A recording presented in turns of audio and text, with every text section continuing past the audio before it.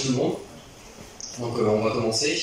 Donc je tiens à vous remercier d'être venus pour ce meet-up sur le thème de la data et l'IoT. Donc ce soir, on a 3 intervenants qui vont venir nous expliquer des choses par rapport à ce thème. Donc on a Laurent Turget de Primiseo qui nous a présenté donc, ce qu'est un data lake et ensuite des exemples d'intégration de données IoT sur Azure. Ensuite, nous avons Michael Hutin d'AmbiSmart qui va nous présenter donc, dans un premier temps les particularités des données avec lesquelles il travaille. Ensuite, il nous présentera les enjeux de la data science et dans cet environnement avec des exemples. Et pour terminer, Laurent Legrand de Scapané qui nous propose une présentation technique sur les enjeux d'une plateforme Big Data d'IoT, les différentes composantes de cette architecture, puis un use case. Donc, je tiens à remercier l'université et Polytech pour nous avoir prêté les locaux. Et Scapané d'avoir aidé à organiser du coup, cet événement et d'avoir sponsorisé. Donc j'ai la parole à Morgane qui nous dire un peu plus sur Scapané. Donc bonsoir à tous. Donc tout d'abord bienvenue. Donc au nom de Scapané, je vous remercie de votre présence ainsi que les intervenants. Donc nous sommes très heureux de sponsoriser le meet-up Big Data et Machine Learning de Lille, puisque ça fait écho à notre cœur d'activité et que cela met en avant des acteurs aussi bien lillois, français et européens. Ensuite, j'en profite pour vous faire part que Scapané a lancé son blog en juin 2019, et que nous avons sorti un article sur l'IA et l'IoT ce lundi, donc je vous invite à aller le voir. C'est www.bigdatablog.scapané.com. Et enfin, pour finir ce meet-up, nous vous invitons à venir partager un buffet, un moment convivial autour d'un buffet dans la salle juste derrière. Donc voilà, bon meet-up. Vous m'entendez? Donc, bonsoir à tous. Donc ce soir, merci d'être là. Ce soir, donc, on va parler data lake. Alors, rapidement, je me présente. Donc, je m'appelle Laurent Turget. Je suis architecte data de manière générale, de plateforme Big Data, avec un passé de consultant tout ce qui était de la donnée relationnelle. Je suis le patron de Primiseo, une petite société lilloise de gestion de données de manière générale, infra, data, etc. J'ai un blog sur cette là. Et comme je suis sur Twitter, sur le blog. Alors, avant de commencer cette série-là, ce qui a permis l'élaboration de cette présentation, c'est effectivement le fait de travailler sur des data lakes et de voir aussi que quand on ne prend pas soin de son data lake, on fait vite de là. Voilà. Et donc derrière, c'est une implication assez importante sur toutes les données qu'on va mettre dedans, et toutes les données que vous allez mettre dedans, elles vont servir de process analytique, au machine learning, enfin au lingot de machine learning, à la consolidation de données, etc. Et donc c'est primordial de bien savoir qu'un data lake, c'est pas simplement un repository de données, peut-être on va quelque chose un petit peu plus évolué, un petit peu plus conçu. Donc le but c'est de vous présenter tout ça. Et en terminer, je parlerai sur un petit retour d'expérience, en fait, de construction d'un data lake. Dans le but d'y intégrer des données d'IoT dans un projet que je vais expliquer un petit peu plus en détail. Alors, qu'est-ce qu'un data lake? Il y a des gens ici qui travaillent déjà avec un data lake. Donc un data lake, c'est un repository, on appelle ça tous un réservoir de données. On va mettre de la donnée, et puis dans ce réservoir, donc, qui va grossir, on va pouvoir piocher cette information et faire plein de choses diverses et variées. C'est un repository qui est généralement un single, c'est-à-dire qu'il y en a un seul. Il évite d'avoir 15 000 data lakes dans une structure d'entreprise. Alors, après, il peut y avoir des déclinaisons, data lake de prod, data lake de recette, quelque chose, mais généralement, il y a un seul repository qui stocke des données brutes, mais aussi des données transformées. Alors, les données transformées, ça peut être des rapports, ça peut être des dashboards issus d'analyse de data vis, des résultats d'algorithmes de machine learning, mais la clé du data lake, c'est vraiment la donnée brute. Les structures de données qui peuvent être dans ce data lake, elles peuvent être de différentes structurations. Donc, on a la donnée structurée, en ligne, en colonne, en table, ça on connaît tous depuis des dizaines d'années, donc les données relationnelles. On peut avoir des données qu'on appelle semi-structurées, sous la forme de fichiers CSV, de fichiers XML, de fichiers JSON, de fichiers log aussi, donc une forme de semi-structuration à l'intérieur. Et puis on a carrément des données non structurées, ça va être tout un ensemble de mails, ça va être des fichiers binaires, ça va être des vidéos, ça va être des images, documents de manière générale.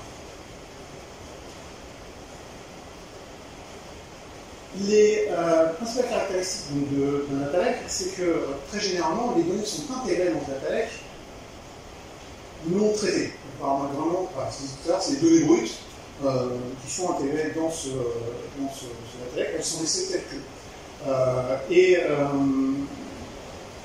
Les données qui ont été traitées à partir de ces données peuvent quand même avoir leur place, bien sûr, dans le data lake, mais fondamentalement, il y a des données brutes. Et les données sont conservées, prêtes à être transformées. Alors qu'à partir d'une donnée brute, si on la transforme de telle ou telle façon, on va avoir plusieurs résultats, on va continuer à stocker dans le data lake. Les données sont stockées tant qu'on veut, le but étant une conservation infinie. Alors après, il y a certaines structures, certaines entreprises qui mettent en place des processus de purge des données sur des données qui ont plus de 10 ans ou 15 ans, ou voilà, qui n'ont plus vraiment d'intérêt à les conserver. Donc ça là partent un peu, mais sémantiquement, ça doit rester des données qui sont conservées le plus longtemps possible. Et surtout, un data lake est organisé et il est géré. Pas quelque chose qui reste dans un coin, dans lequel on va piocher, dans lequel on va taper, et puis on va laisser là, comme ça, sans remplir, sans politique de sécurité, sans constituer la vie d'un entrepôt de données. Chose importante, un data lake, c'est pas un data warehouse. Un data warehouse, on récupère des données, on les travaille un petit peu, et après on les met dans le dataware, et l'analyse est faite. Alors que le data lake, les données ici, elles arrivent brutes, nous. On va les traiter, les pré-traiter, puis les traiter. On va peut-être en faire plusieurs versions, plusieurs formats.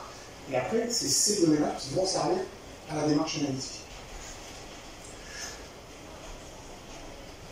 Un design de data lake bien pensé est vital pour le succès de l'entreprise. On parle souvent de marée de données. Un data lake, quelque chose de propre. Un lac, voilà, l'analogie. Quand un data lake est bien designé, c'est vraiment une clé de succès aussi pour la découverte qu'on va pouvoir faire dès lors qu'on va y intégrer. Après, en dessous, on compute des algorithmes de machine learning, d'analyse de données de manière générale. Si les données ne sont pas bien organisées, si on ne sait pas où les chercher, si elles sont mal structurées, on va pénaliser l'efficacité des algorithmes qu'on va mettre derrière. Et puis, quand on a un data lake qui est mal pensé, généralement, il y a tout un système d'ETL, de LT qui vont graviter autour de ce data lake, qui vont permettre d'injecter des données, puis d'en sortir aussi, pour les traiter. Si on a mal pensé ce data lake-là, tous ces process-là vont nécessiter un effort de développement, une complexité qui va, après, de facto, induire des difficultés à maintenir le code, tout simplement. Et bien sûr, un bon design de data lake est toujours couplé à une bonne sécurité. C'est pas parce qu'on a un gros data lake avec plein de données que tout le monde peut piocher ces données-là et en faire n'importe quoi. On passe le coup sur le fait que la data est très protégée, très réglementée, qu'il ne faut pas faire n'importe quoi avec. On en parle assez dans la presse spécialisée, non spécialisée d'ailleurs. Et bien sûr, pour tout ce qui est business process, donc règles métier, organisation d'entreprise, c'est vraiment vital aussi. Il faut qu'il y ait quelque chose de bien structuré pour le succès de l'entreprise. Alors, cette salle-là, elle est très intéressante, très importante surtout. En fait, c'est un modèle de structuration d'un intellect qui est très vraiment, qu'on retrouve généralement dans les entreprises, avec ce qu'on appelle des zones opérationnelles, qui vont être spécialisées, dans lesquelles on va faire des opérations, et qui vont constituer des vases communicants, pas les uns avec les autres, et dans lesquels on va pouvoir retrouver notre information. Alors généralement, il y a, ici dans l'exemple que je vous ai donné, il y a 3 zones opérationnelles qu'on retrouve tout le temps. Et puis dans la salle derrière, il y en a d'autres qu'on peut retrouver dans certains cas, où selon le design qu'on fait, il n'y a rien d'inscrit, bien évidemment, quand on crée un data lake, quand on le structure pour son entreprise. Modèle, c'est ça que je veux dire. Alors, la première zone, ça va être la zone qu'on appelle la zone de données brutes. C'est là où on va déposer des données brutes. On va récupérer des données d'IoT, on va récupérer des données de différents ERP, de différents fichiers, de différents... On met tout là-dedans. Voilà, c'est le data landing zone, hein, c'est là où on va intégrer les données. Dans un format brut. Comme je disais tout à l'heure, les données sont gardées indéfiniment. On en fait ce qu'on veut. Par contre, c'est là-dedans, les données ne vont pas être purgées. Sauf bien sûr si là on mettait en place ce politique de vieillissement de données. J'en parlerai aussi tout à l'heure. Généralement, quand on va mettre ce qu'on appelle du data tagging, c'est sur cette zone-là qu'on va taguer nos données, qu'on va les identifier. Dans cette zone-là, généralement, il y a une structuration par dossier, par sous-dossier, qui vont être organisés par source de données, par dataset, par date de réception, par type de... Enfin, voilà. On peut après faire une structuration vraiment ad hoc en fonction, toujours pareil, de la structuration qui a été définie pour l'utilisation qui va en être faite. La deuxième zone, ce que j'ai appelé la staging area, donc c'est là où vont être préparées quelque part vos données. Typiquement, là, vous allez peut-être récupérer des fichiers zip. Vous ne savez pas si le zip il est corrompu ou pas, par exemple. Donc vous allez de là-haut dézipper votre fichier, puis hop, vous allez le mettre dans la staging area. Là, on est sûr qu'il a été dézippé correctement. Puis peut-être derrière, vous allez mettre un peu de nettoyage dans ces données. Vous allez peut-être aussi vérifier la structuration de votre fichier, qui est bien, on attend bien ce fichier-là. Et puis, alors, de manière générale, ce qu'on appelle le DQM, le Data Quality Management, on le fait à cette opération-là. C'est-à-dire qu'on va regarder si vraiment la qualité de nos données est bien là, si on n'a pas des caractères à la con dans le fichier qui pourraient faire planter les process derrière, etc. Données brutes, données commencent déjà à transformer. Et puis la dernière zone, c'est la zone de hub. Donc c'est la zone de confiance. On va prendre nos données, généralement qui viennent de la staging area, et puis là on va les mettre à disposition vraiment pour on va les mettre à disposition prêtes pour un process analytique d'analyse de données, tout simplement. Alors si on fait l'analogie avec des données techniques, par exemple, ici je fais un petit schéma, donc là dans la zone haut, je reçois les données d'IoT. Le sujet c'est l'IoT ce soir. Je reçois mes fichiers d'IoT qui sont un format bien particulier, par exemple du GZIP. Je vais décompresser ici mes fichiers qui vont me servir par exemple de source de données à des tables externes qui vont pouvoir fournir un Hive par exemple. Et là, mes tables, donc là je vais avoir des vraies tables Hive, donc des tables externes et des tables internes, qui vont agréger l'ensemble de ces données, qui vont peut-être revoir un certain nombre de clés ou d'autres choses. Et là, on est sûr que mes tables ici elles sont prêtes pour le process d'analyse de données. Il y a d'autres zones qui sont, comme je disais tout à l'heure, facultatives, hein, qu'on peut mettre en œuvre ou pas, selon vos choix, c'est pareil. Si on a du MDM, donc du Master Data Management, des données de référentiel, on peut les mettre dans une zone dédiée de Master Data. Donc les trois piliers du MDM sont les données de clients, les données de produits, les données financières, donc, qui sont structurellement là pour piocher et consolider pour l'analytique, donc on va pouvoir les mettre là-dedans. On peut avoir aussi une ou plusieurs zones qu'on appelle exploratoires, on appelle ça des labs aussi. Moi, par exemple, des zones où les data scientists vont pouvoir aller piocher des données un peu partout, des zones de la staging ou de la zone de hub, reprendre ces informations-là, les consolider et puis faire tourner leurs algorithmes dessus spécifiquement pour avoir des résultats divers et variés issus de tout ça. On peut avoir une zone temporaire aussi. Donc, si on veut tester nos données après la décompression, ou si on veut par exemple se servir de cette zone temporaire avant d'arroser d'autres contenants de données, donc on va les mettre là-dedans avant de faire partir ça sur le réseau, chez un partenaire, une autre BU, ou que ce soit. Mais très généralement, moi, je pousse pour qu'il y ait un minima ces 3 ans. La sécurité, super important quand on fait un data lake. C'est pas parce qu'on a un data lake avec plein de données que c'est la fête et tout le monde va venir s'en servir. Se servir, piocher dedans, en lecture, en écriture, en suppression. Voilà, non, c'est quelque chose de structuré, avec des droits. Donc on va gérer ce qu'on appelle le data access control, par des utilisateurs, vous, moi, pour se connecter à tout le monde en data lake. Des applications aussi, par exemple un ETL par exemple dans la zone d'euro, va pouvoir aller déposer des fichiers en écriture sans aucun problème. Là où il ne va peut-être pas avoir le droit de le faire directement dans la zone de hub. On a déjà des données pré-traitées et prêtes à être analysées. Pour l'analytique, c'est pareil. Vous allez, je sais pas, on en parlait tout à l'heure, si vous avez un database d'analyse Spark, par exemple, vous allez plus aller taper en lecture sur la zone de hub où les données ont déjà été pré-traitées plutôt que sur la zone d'euro où un grand intérêt à donner ces fichiers-là à un process analytique piloté par Spark, par exemple. Voilà, donc maintenant on peut avoir des droits. Et donc, la clé de tout ça, c'est d'avoir une intégration très proche du data lake avec le système d'access management, YAM. Donc, si vous êtes sur Microsoft, un AD, si vous êtes sur AWS, le YAM AWS. Donc tout ça, il y a vraiment une imbrication très proche avec des ACL, des choses très orientées sécurité. Donc, ce que je disais aussi, c'est la gestion du data lake qui a le droit d'y accéder. Et piocher des données, c'est bien, mais qui a le droit d'y accéder, toujours pareil, les droits d'administration, comme chose.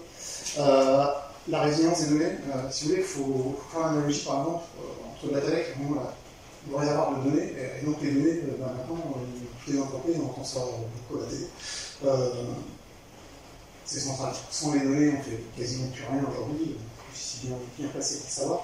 Et donc, c'est pas parce qu'on a des données qui sont soi-disant temporaires, on peut bricoler, changer de format de droite et de gauche, que ça, on n'a pas besoin de sauvegarder ces données-là, tout simplement. Donc, la résilience des données est très importante, donc de prévoir des sauvegardes de données, la capacité à restaurer la donnée facilement, de prévoir des PRA, des services level agreement en fonction de toute disponibilité de RTO, enfin tout ça, ça va dans la conception du data lake. Avec en plus de ça que généralement le data lake ne stocke pas 3 Go de données par-ci par-là.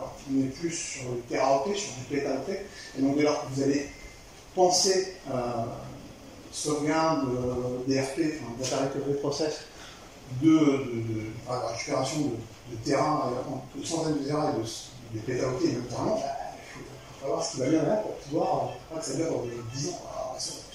Donc ça, il faut le prévoir aussi. La sécurité, ça vient aussi dans le chiffrement des données, donc l'encryption.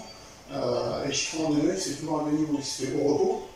Est-ce que mes fichiers sont bien sécurisés au repos, et puis quand je viens de servir un fichier par un process lambda, est-ce que le canal JDBC ou par exemple un autre est bien sécurisé et personne va venir écouter les données qui sont en train de transiter sur ce canal d'échange. Et donc là, il faut aussi le prévoir. Voilà. Et la chose qu'il faut bien prévoir, c'est tout ce qui est data movement et utilisation des données. Et donc pour ça, il faut considérer le data lake comme vraiment un point central pour l'ingestion de données, et puis la sortie de données, le processing, le traitement de données. Donc l'ingestion nécessite, le processus d'ingestion nécessite de prendre en compte un certain nombre de choses, que sont généralement les outils qui vont déposer les données dans la zone d'euro. C'est généralement des ETL, mais ça peut être autre chose. Il faut aussi avoir une stratégie de métadonnées. On verra tout à l'heure la différence qu'il y a entre métadonnées et tagging des données, mais les métadonnées, c'est des données sur les données. Il faut savoir identifier un fichier, ce qu'il y a dedans, tout ça, avec en le nom, sa localisation, par exemple, dans l'élaboration du data lake. Donc ça, c'est mieux de l'avoir mis en place quand on veut penser au processus d'ingestion de données. Après, il y a le format de données. Donc là, le format de données, ça va être le nom. Est-ce que je porte des extensions GZIP, Parquet ou que sais-je derrière le fichier. Généralement, on va mettre la date d'ingestion, le format. Voilà. Donc, tout ça, c'est une politique à bien prévoir de part pour dire que j'ai un fichier, comme ça. Je regarde le nom du fichier, je sais à peu près déjà facilement ce qu'il y a dedans. Et pour la gestion, c'est encore plus important, parce que moins on sait ce qu'on est, à quel moment on est pas. Après, c'est de considérer aussi comment vont être ingérées les données. Est-ce qu'on va être injecté dans le data lake sous forme de batch? Donc, typiquement, un ERP, balance toutes les nuits, je sais quoi. Ou on va être vraiment sur un processus temps réel. Typiquement, on a un flux Kafka qui balance des fichiers comme ça, tout le temps, dans le data lake, avec des délais d'écriture qui sont très courts. Est-ce qu'on va traiter beaucoup de petits fichiers? Est-ce qu'on va traiter un gros fichier ou quelques gros fichiers? Donc, déjà, on va voir à peu près comment on va organiser notre data lake. Parce que si derrière, dans un répertoire, on doit processer, je sais pas, des milliers de fichiers, en fait, s'arranger pour les découper en sous-dossiers par rapport à l'heure d'arrivée, ce genre de choses. Voilà, donc tout ça, c'est à prendre en compte. Alors que si vous avez un batch qui arrive, qui vous dépose 3 fichiers tous les jours, bon, ça va un petit en soi, voilà, on va avoir moins de considération sur la façon dont on va intégrer les données. Après, est-ce qu'on travaille en cloud ou est-ce qu'on travaille en on-prem? Avec le choix technologique. Si on travaille en cloud, peut-être qu'on va avoir des zones. Alors si on travaille en multi-cloud, on ne parle même pas.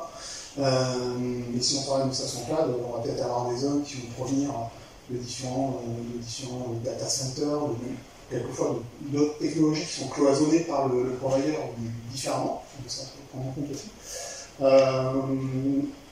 Si on est sur des considérations hybrides, le cloud hybride, avec un cloud public et un cloud privé, voilà, après on va avoir des flux réseau, des points de sécurité entre l'interne et l'externe, des ports de faire des etc. Donc tout ça, c'est à considérer.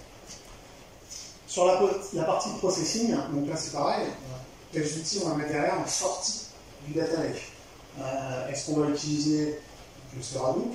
Ah non, on-prem ou en cloud? Donc est-ce qu'on va utiliser de la connectivité entre l'IA et notre techno sur tel type de fichier?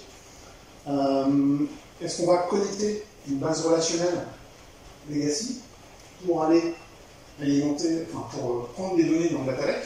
Donc ça, tous les fournisseurs de bases de données relationnelles, que ce soit Microsoft, Oracle, AWS, c'est un peu particulier parce qu'il fait exclusivement dans le cloud, mais ont tous des wrappers qui permettent d'aller piocher dans les données du data lake. Donc ça, il faut prendre en compte. Sur l'analytique, le data lake, c'est pareil. Si on veut mettre du Databricks derrière, il faut prévoir la colocation des données, etc. Le format de données aussi, est-ce que j'ai du compressé, est-ce que j'ai pas du compressé, parce que tout ça, je vais le traiter à ma sortie. Pareil dans mon hub, si j'ai du format colonne ou du format non colonne, de même données, il va falloir que je le prévoie, parce que là, mon process analytique va être plus performant sur la donnée organisée en colonne, plutôt que de la donnée formatée en CSV ou PSH. L'orchestration aussi, j'accélère.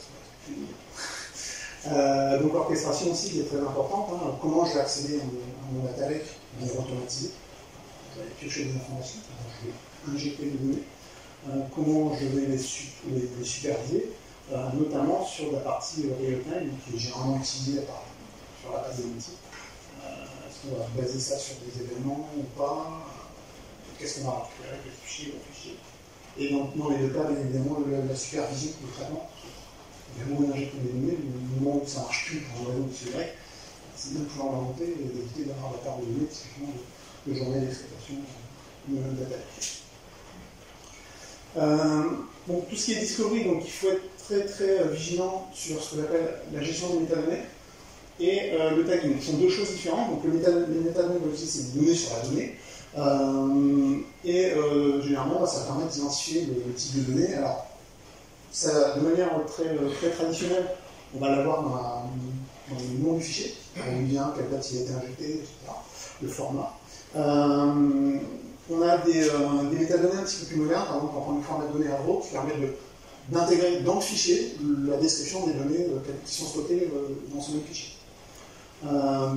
Et puis on va avoir des données carrément beaucoup plus avancées, où là c'est de l'IA, du machine learning, tout ça qui va permettre, en analysant le fichier, son contenu, de dire voilà, c'est des données qui sont issues de telle et telle source, par exemple.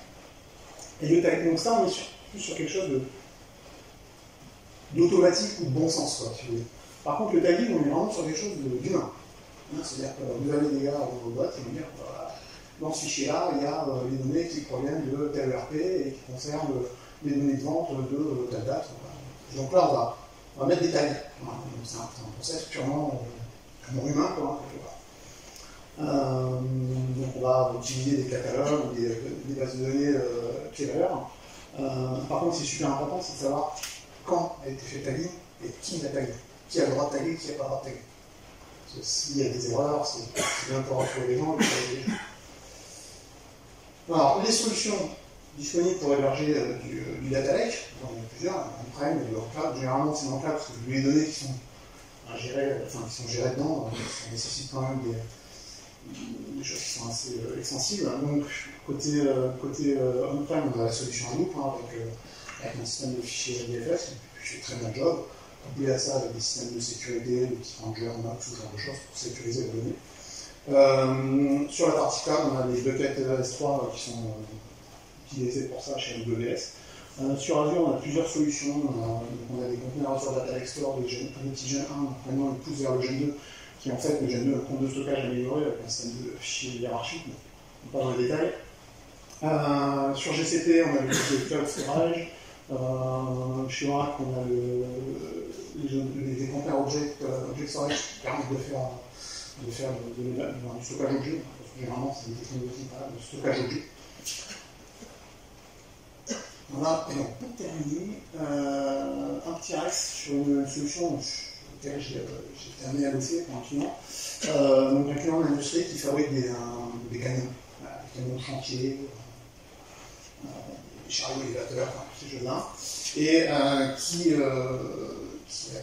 voulait y voir un peu plus clair, si vous voulez, sur la façon dont se comportent ces chariots, par type de série, par pièces détachées, ce genre de choses. Et puis, pour surtout prévenir la panne. C'est-à-dire qu'en gros, ce qu'il voulait se dire, c'est tiens, j'ai tel chariot d'une série particulière, on remarque qu'il y a telle pièce qui se casse plus souvent, et donc ça nous engage des frais de SAV qui sont un peu plus importants, et donc on voudrait savoir pourquoi. Donc ces chariots élévateurs, les chariots élévateurs, ils se baladent sur un système géographique, voilà, donc peut-être qu'il peut y avoir des pentes un peu trop élevées, ou autre chose. Donc, ils ont embarqué tout un ensemble de sensors, je ne sais pas le mot, enfin bref, de capteurs, merci. Donc le capteur responsable de collecter des données provenant de toutes les pièces des chariots, donc la tension dans les boulons, dans les flèches élévatrices, etc. Donc toutes ces données étaient envoyées par un provider qui les balançait dans une zone RAW, voilà, avec des gens. Et donc, on a construit ce data lake-là pour effectivement prévoir l'intégration de toutes ces données de l'IoT qui étaient juste monstrueuses, on prenait plus d'un téra par mois, donc une société mondiale. Ils ont commencé ils avaient des prévisions en tout cas de 25 téra au mois. Donc les données étaient intégrées au data dans le data lake, on s'envoyait ça, avec des fréquences très courtes. Et puis, à côté de ça, les données de l'IoT étaient mises en relation avec les données provenant de l'ensemble des ERP qu'ils utilisaient, et dans lesquelles il y avait les références de pièces, le fournisseur, la date d'achat, le numéro de série, la production des engins, etc. Et donc, à partir de ça, ils ont une source de données assez volumineuse qui leur a permis de faire ce qu'on appelle de la prédiction de panne, et de dire, ah tiens, cette référence-là, elle commence à avoir des fragilités dans tel truc, donc on appelle tous les clients qui nous ont acheté tel chariot ou tout sais-je, on dit, avant que ça casse, on fait un rappel et on change la pièce. Parce que ça coûte généralement moins cher de changer un boulon que de changer le boulon qu'on attache avec c'est complètement tordu, par exemple. Donc il y avait des algorithmes prédictifs qui avaient été faits là-dessus. Donc la solution qui a été choisie, c'est un Azure Data Lake Store. Donc vraiment intégré avec une solution MS SQL de DataWare chez Azure. Alors pourquoi pas une solution on-prem, parce qu'en fait ils ne voulaient pas supporter les coûts d'infrastructure liés à un cluster Hadoop par exemple. Ils avaient une prédiction de données, alors je l'ai parlé tout à l'heure de 25 Tera sur le mois, mais au début ils ne savaient pas. Ils ne savaient pas ce que ça allait ramener. Donc ils se sont dit qu'il devrait avoir quelque chose de croissant, puis on doit acheter un cluster Hadoop au début à 5 nœuds et puis avec X teraoctets, puis après il va rapidement rajouter des serveurs et avoir des problématiques de cyclage. On va se mettre sur Azure, et puis comme ça on est tranquille. Et puis vous voulez surtout pas se casser la tête avec la gestion d'un cluster Hadoop qui est quand même assez complexe, avec ses myriades de paramètres dans tous les sens, des lacs, etc. Machin. Pourquoi Azure? Parce que c'est un Microsoft de longue date. Il y avait déjà beaucoup de services dans la souscription Azure. Ils étaient plutôt fans de l'intégration avec un Azure Active Directory, donc pour la gestion des accès, tout ça, c'est quelque chose de très performant. Ils utilisent Talend pour l'intégration batch. Et puis pour tout ce qui était l'intégration en time, ils ont monté une petite moulinette avec un hub IoT de Azure et des Azure Functions qui, à chaque fois, détectaient l'arrivée de données dans le hub IoT et allaient créer le fichier qui allait bien côté Data Lake. Et puis derrière, ils avaient vraiment, toute la partie analytique a été gérée par Databricks. Databricks, c'est un service Azure, et donc ils ne se voyaient pas avoir de la colocation, déjà Databricks c'est une fonction plus locale, et donc ils utilisaient ça déjà depuis.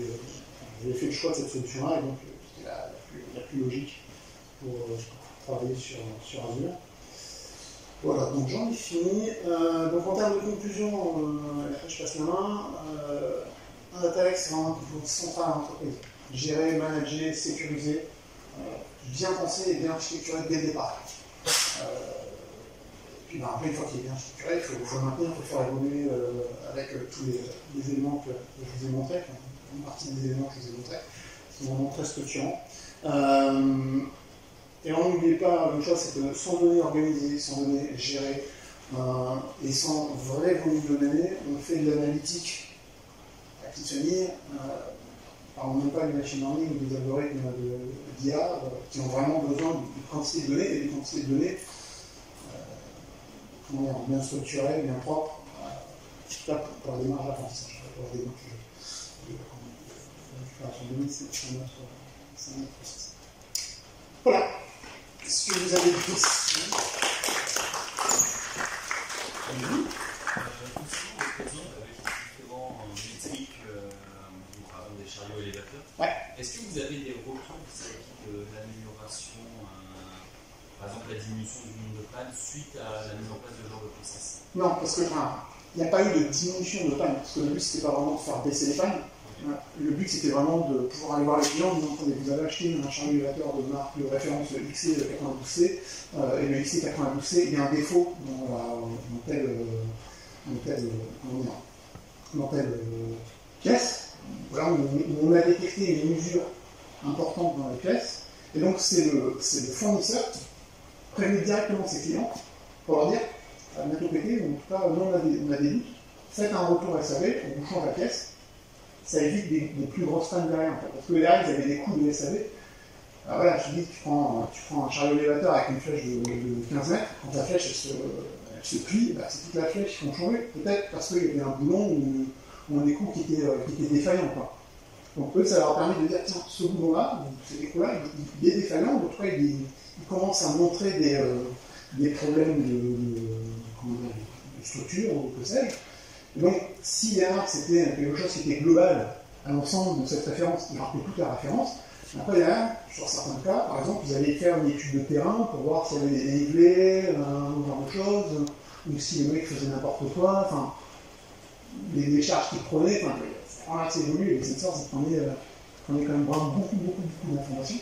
Donc, ça leur permettait de réduire derrière la charge de coût des changements suite à des pannes avérées. Là, il dit qu'on va faire du prédictif. Donc ça permet de limiter le... Il y a eu justement un gros changement, vous avez dit ça?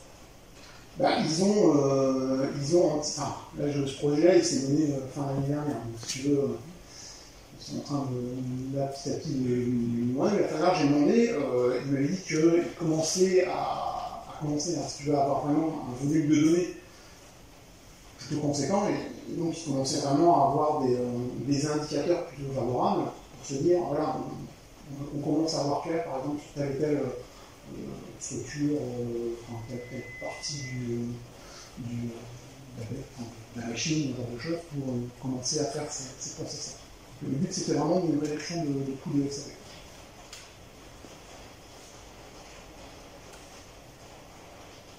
Eh bien, je vous remercie.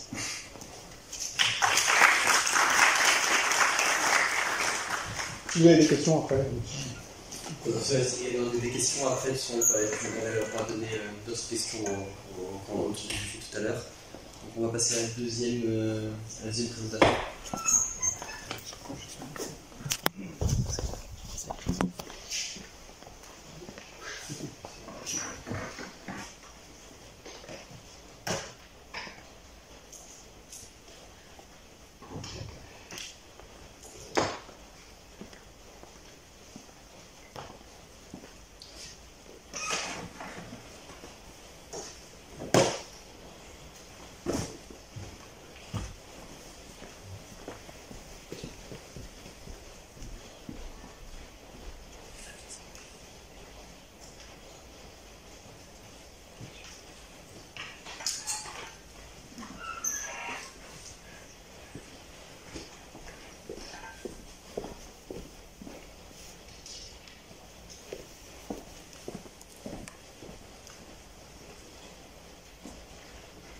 Bien.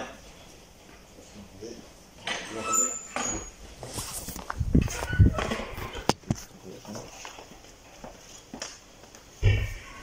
Oui, ça va mieux.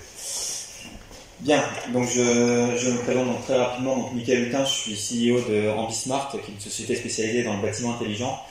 Donc je suis ni informaticien ni data scientist, donc forcément mon discours sera connoté très différemment du précédent, qui était un discours assez technicien. Donc moi, je vais plutôt vous parler de mon métier bâtiment et des applications données, puisque pour le coup, je suis en revanche vraiment convaincu que la donnée va bouleverser le monde du bâtiment et que forcément, notamment à travers les données issues des différents capteurs et actionneurs présents dans le bâtiment. Très rapidement, quand on parle de smart building, qu'est-ce qu'on entend par là et surtout quels sont les enjeux derrière du smart building? Il y en a deux principaux. C'est d'abord la user experience, c'est-à-dire le fait que les personnes se sentent bien dans le bâtiment, que les services du bâtiment soient correctement respectés, donc par exemple étudier, faire des conférences, dormir, donc que ces services-là soient rendus les mieux possible. Et bien sûr, surtout aujourd'hui, à l'heure du changement climatique, un enjeu énergétique très fort, aussi bien pour l'environnement que pour le porte-monnaie, puisque l'énergie ça coûte cher, et le bâtiment aujourd'hui est un très gros consommateur d'énergie. Avec effectivement une grosse particularité dans le smart building, c'est qu'on a une obligation de résultat, donc c'est pas simplement une obligation de moyens. Donc, par exemple, je construis un bâtiment qui est performant. Là, le bâtiment doit être performant dans son exploitation au quotidien. Et ça, c'est vraiment une différence entre construire, on va dire, ou isoler, et rendre un bâtiment intelligent. La solution qu'Ambismart cherche à développer ou développe sur ces projets aujourd'hui, c'est une solution qui se base donc d'abord sur les données du bâtiment. Donc, je vais y revenir un peu plus, je vais les détailler, mais il y a des données qui sont issues de la conception, des données qui sont issues des automatismes. Donc de l'IoT, mais pas seulement, on va voir, des données qui sont issues des usages, donc des différents utilisateurs et de ce qu'ils font dans le bâtiment, et des données qui sont externes, par exemple typiquement les données météo, les données liées par exemple à la mobilité dans le quartier autour du bâtiment. L'objectif c'est de pouvoir concentrer toutes ces données ou la mettre, on va dire, dans une base de données et la confronter avec une base de connaissances dans lequel il y a des modèles, dans lequel il y a des modèles analytiques, dans lequel il y a du machine learning. Et l'objectif, c'est de pouvoir effectivement proposer un certain nombre d'actions de gain de performance, notamment de la maintenance, donc c'est-à-dire mieux maintenir le bâtiment, savoir quand est-ce qu'il faut nettoyer telle ou telle chose, savoir quand est-ce qu'il faut faire une maintenance, réparer un équipement qui est en train de tomber en panne, par exemple, ou alors d'améliorer, par exemple, de remplacer complètement un équipement parce qu'on s'aperçoit qu'il est défaillant, qu'il ne respecte pas à la fois la qualité de service ou l'énergie. Donc ça, c'est aussi un gros enjeu pour nos métiers. Alors les données collectées, alors désolé pour le mix français-anglais, mais il y a effectivement le capteur, hein, bien entendu, des données liées au digital twin, c'est un mot un peu à la mode, qui reprend finalement l'idée d'avoir une espèce de double numérique de la réalité. C'est-à-dire que c'est un petit peu, si vous prenez une analogie, dans le film Terminator, celui qui voit effectivement des données qui viennent s'afficher en surexposition à la réalité, c'est finalement recopier la réalité dans un monde virtuel pour permettre notamment de pouvoir faire tous les volets d'analyse que vous connaissez bien. C'est l'optimisation du confort. Alors c'est la GMAO, alors GMAO c'est un terme que vous connaissez certainement pas, même si vous êtes habitué des termes techniques, mais pour le coup c'est la gestion de la maintenance assistée par ordinateur. Donc le fait d'avoir, c'est une forme de RP on va dire spécifique pour les opérations de maintenance. Tout ce qui est télécommande virtuelle, donc d'avoir des applications mobiles ou des télécommandes au mur ou différents modes d'interaction avec les utilisateurs du bâtiment. La notion de tableau de bord, pour le coup là vous êtes dans votre monde puisque on est bien autour de la donnée, des données météo, des données de réservation de salle et un certain nombre d'autres choses. Un des gros enjeux en fait aujourd'hui du bâtiment et même peut-être plus globalement de l'IoT en tout cas dans certains domaines, c'est une convergence entre le monde de l'OT, donc tout ce qui est lié à l'automatisme, donc c'est vrai aussi dans l'industrie, et l'IT. Et aujourd'hui, il y a effectivement besoin d'une brique un peu intermédiaire, dont Bismarck aujourd'hui fait partie des gens qui sont sur cette brique-là, d'intégration entre cette partie OT, vraiment le bâtiment, la partie métier, et puis la partie IT, dans laquelle effectivement on a un terrain de jeu pour ensuite pouvoir jouer sur les données. Alors ce que vous connaissez peut-être bien, ou en tout cas vous avez certainement entendu parler, c'est-à-dire le thème du meet-up d'aujourd'hui, c'est l'IoT. Donc l'IoT, effectivement, il y a un certain nombre de choses aujourd'hui qui existent, y compris qui peuvent s'appliquer au bâtiment, donc notamment des réseaux longue portée comme le LoRa ou Sigfox, ou du MQTT avec des capteurs qui envoient effectivement des données sur du MQTT, avec des web services, etc. Aujourd'hui, dans le bâtiment, donc, ou le BMS, BMS c'est Building Management System, ou GTB, en français Gestion Technique de Bâtiment, on est dans un monde en fait dans lequel il y a un tas de protocoles de terrain qui peuvent être des protocoles très très bas niveau.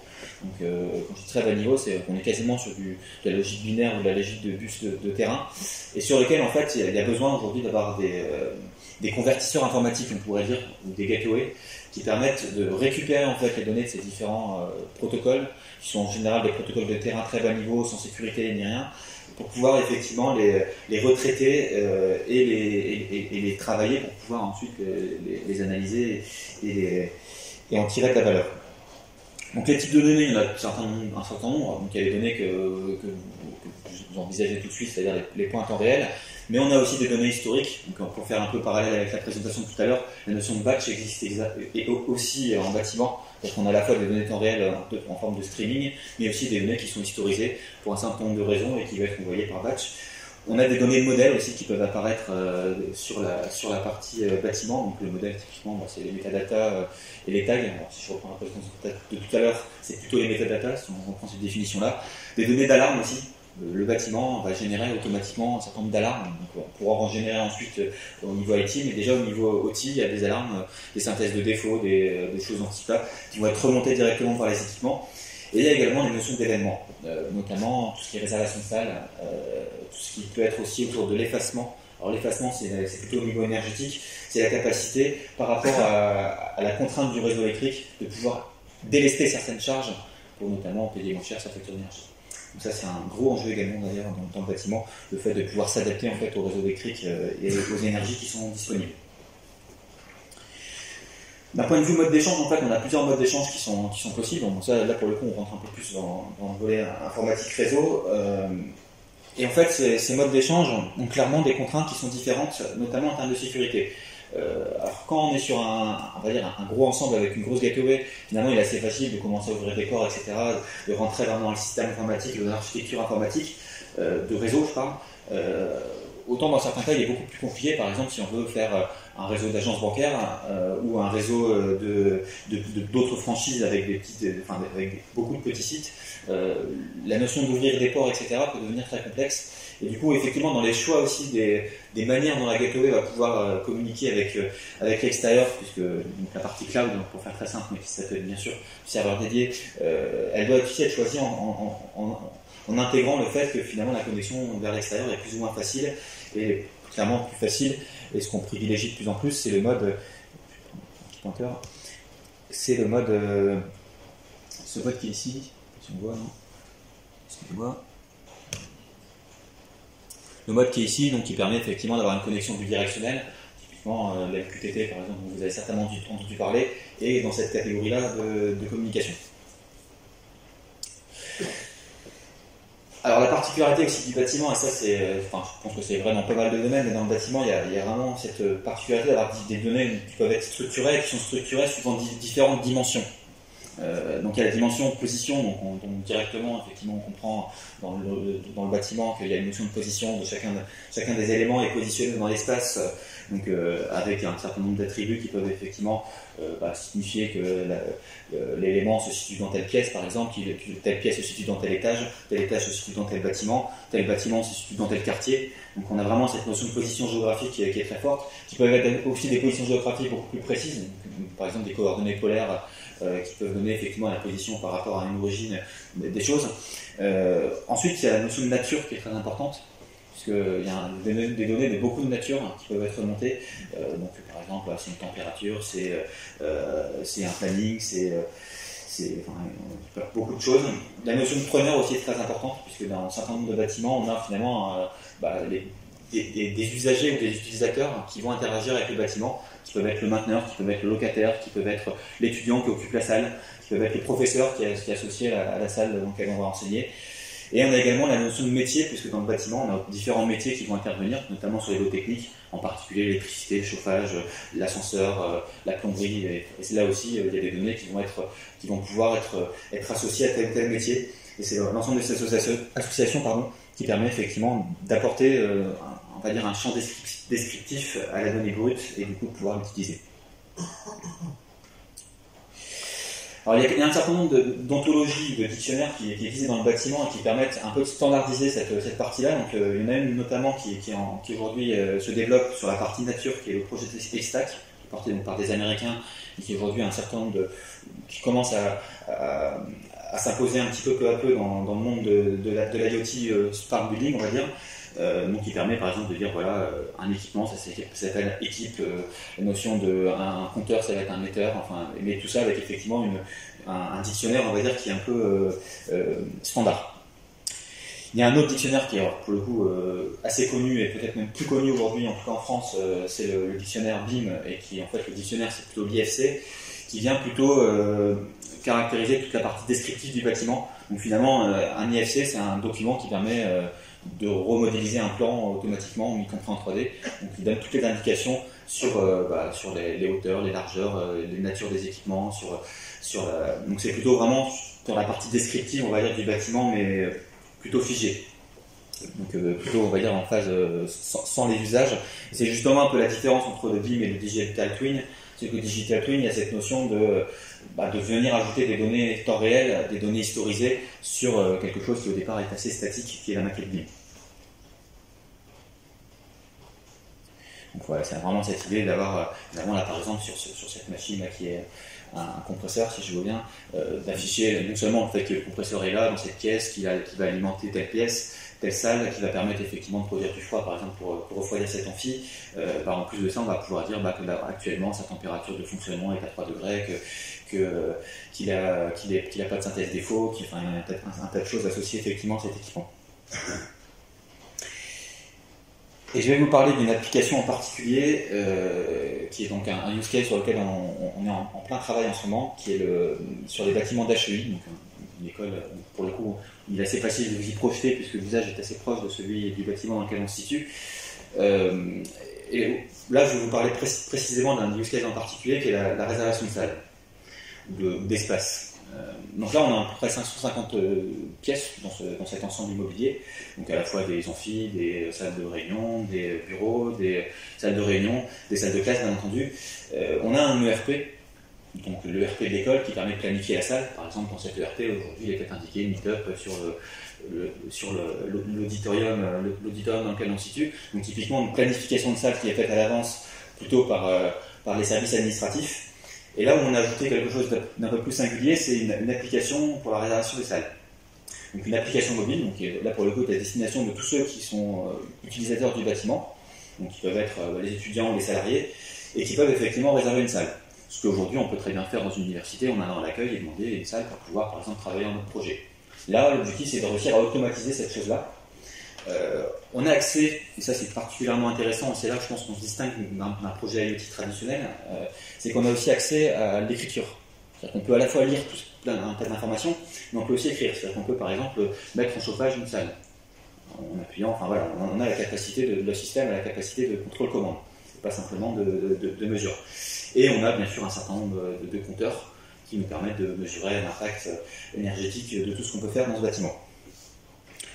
Sans rentrer trop dans le détail, parce que c'est pas l'objet aujourd'hui, mais c'est pour vous montrer un petit peu les parties prenantes en termes de données dans ce projet. Donc on a un data lake, qui est porté du coup par Scapane, qui est partenaire et même associé à Ambismart sur ce projet. On a deux gros pôles de restitution. Donc le premier pôle dont je vous ai parlé, qui est le pôle ici, l'application mobile pour les utilisateurs, qui permet notamment de réserver des salles, mais aussi de déclarer des incidents, mais aussi de s'informer sur ce qui se passe dans l'école. Et aussi de s'orienter dans l'école, toujours basé bien sûr sur le même jeu de données. Donc s'orienter, je cherche la salle B45, où elle est là, voilà comment tu fais pour t'y rendre. Et on a un deuxième outil qui est un outil plutôt pour les gestionnaires, les exploitants, qui lui permet de savoir par exemple quel équipement est en panne, quel équipement va tomber en panne, comment je fais pour modifier la consigne de la salle 25. Donc qui est composé de trois outils, un outil qui permet de voir en 3D le bâtiment, un outil qui permet d'ajouter un certain nombre de fonctionnalités, on va dire de GTB et de BMS traditionnels, et puis un outil vraiment purement de reporting, qui est là basé sur Superset, qui va permettre effectivement d'avoir des tableaux de bord, des KPI liés au bâtiment à destination du gestionnaire et de l'exploitant. Et cette restitution, donc elle va prendre des données effectivement dans le data lake, qui lui-même va être alimenté par un certain nombre de connecteurs. Donc un connecteur BMS très fort, qui s'appelle Niagara, et qui permet effectivement de collecter en MQTT, donc en live, toutes les données du bâtiment, donc c'est-à-dire des données de comptage, d'énergie, de température, de fonctionnement. Enfin, là globalement on a à peu près 2000 données qui sont remontées, qui vont être remontées en temps réel. On a des données descriptives qui sont liées à cette fameuse maquette BIM dont je vous ai parlé tout à l'heure. Donc qui permettent de dire le bâtiment il est construit comme ça, il fait telle taille, les surfaces de chaque pièce c'est ça, toute la description finalement du bâtiment dans son ensemble bâti, des données de RP qui permettent notamment de remonter la notion de réservation de salle, des données de ticketing via l'outil JLPI qui permet aux équipes de maintenance d'être averties et de pouvoir gérer des opérations de maintenance qui doivent être dans le projet, et également les données du réseau informatique, notamment pour avoir la fréquentation des bandes Wi-Fi, et toujours bien sûr en lien avec l'ensemble des autres données, donc positionnées notamment dans le bâtiment. Je reviens à mon exemple dans mon use case de réservation de salle. Donc en gros le user input, on a volontairement décidé de le faire finalement de manière quasiment en langage naturel. C'est-à-dire le type d'entrée qu'on veut, c'est je veux réserver une salle pour le 1er octobre à 9h en école étudiant. Et par rapport à cette requête-là, qui est une requête très générique, l'objectif c'est pas de dire je veux réserver la salle B45, c'est je veux faire telle activité en tant qu'étudiant, telle date, tel jour. Donc là, à partir de là, il y a des questions très simples que notre système va pouvoir répondre, c'est quelles sont les salles disponibles, puisque là, pour le coup, on a les données à disposition. Mais également, et c'est surtout là que ça va devenir beaucoup plus compliqué, c'est quelle est la meilleure salle à proposer. Et en fait, toute la logique d'intelligence artificielle, de machine learning, de traitement de la donnée qu'on va faire, va être pour répondre à cette fameuse question, quelle est la meilleure salle à proposer à ce fameux étudiant qui veut effectivement travailler le 1er octobre à 9h. Donc ça, pour le coup, on va y répondre sur les deux axes que j'ai expliqué tout à l'heure. Le premier axe, c'est l'axe de l'expérience utilisateur. Là, c'est de dire finalement d'où vient l'utilisateur. C'est un étudiant, on va peut-être pas lui proposer la salle des profs pour travailler en groupe, si c'est un étudiant. Parce que son profil étudiant, forcément, il va être marqué par quelque chose. Si c'est un étudiant du département mécanique, on va peut-être pas lui proposer d'aller à l'autre bout du bâtiment, en département chimie, pour travailler en projet.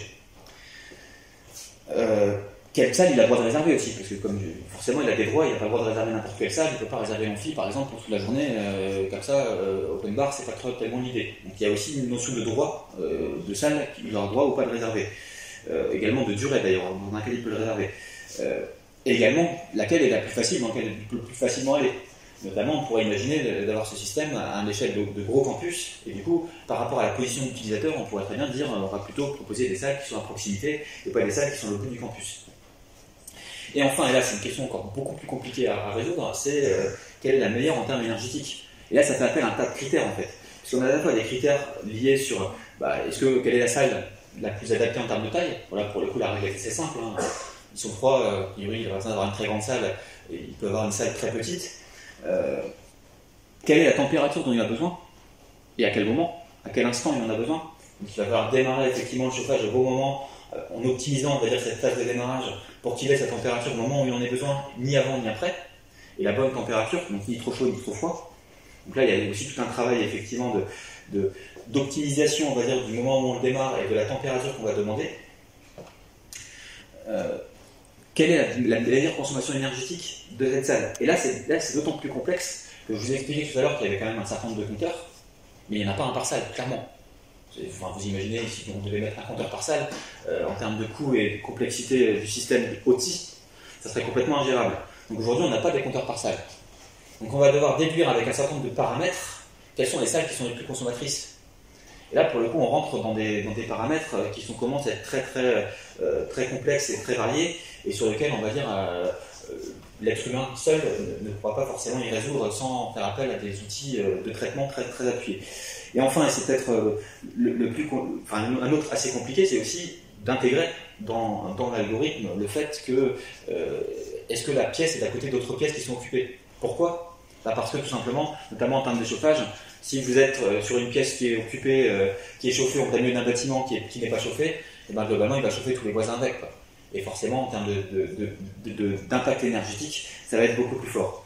Donc là-dessus effectivement, bon là on a un champ de travail qui est très intéressant et qui est pour la donnée. Donc on va partir bien sûr par itération avec des règles assez simples, donc plutôt de l'intelligence artificielle décisionnelle pour démarrer avec des bases de règles très, très, très simples, et puis par itération on va les améliorer, on va ajouter des prédictifs. Le petit c'est vraiment, on a un problème très simple finalement, que vous connaissez d'ailleurs tous, puisque je pense que vous avez tous vécu de près ou de loin ce problème-là. Et pour le coup, la data va vraiment apporter une réponse importante. Bien entendu, c'est qu'un use case parmi plein d'autres use cases qui vont pouvoir être portés grâce effectivement à ces données.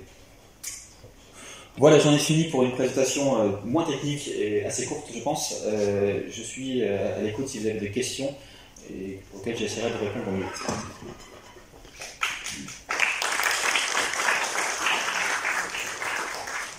Bonsoir.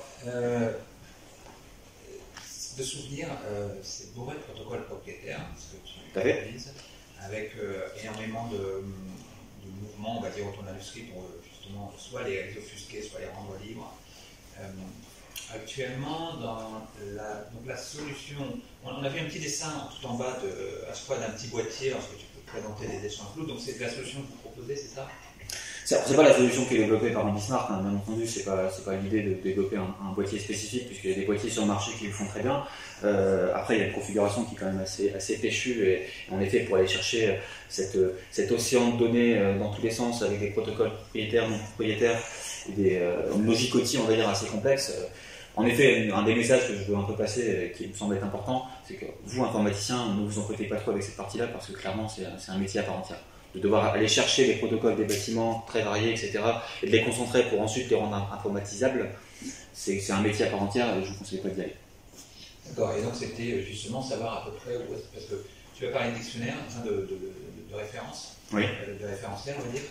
Aujourd'hui, c'est quoi la réalité? C'est qu'ils ont plutôt tendance, tous les vendeurs, à fermer leurs protocoles, à les ouvrir, il y a une vraie poussée en avant sur l'ouverture parce qu'ils comprennent une valeur ajoutée, ou alors ils sont plutôt partis pour les défendre.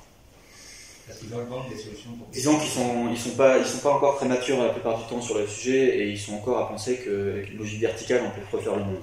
Donc globalement ils en sont encore là. C'est une logique de dire on va tout fermer et nous Schneider Electric on va savoir faire de la data aussi bien que Scatane. Voilà, c'est un peu aujourd'hui la vision un petit peu dénaturée. Et en fait elle est d'autant plus dénaturée que même Schneider, le grand puissant Schneider, en fait n'a pas forcément la capacité de récolter toutes les données, par exemple des ascenseurs, il ne va pas faire des choses d'ascenseurs, ou sur un certain nombre de métiers où il n'est pas, même s'il est sur beaucoup d'endroits.